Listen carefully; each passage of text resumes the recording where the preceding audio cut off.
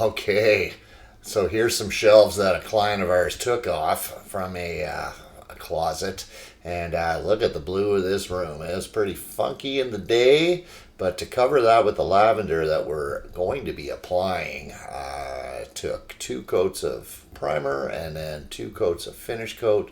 However, the my guys did a spectacular job in this closet. If you just look at it, those holes were really extremely large. We patched them all with actual drywall and backing, and now we have a great bedroom that somebody can use. And flying colors painting, that's how we roll.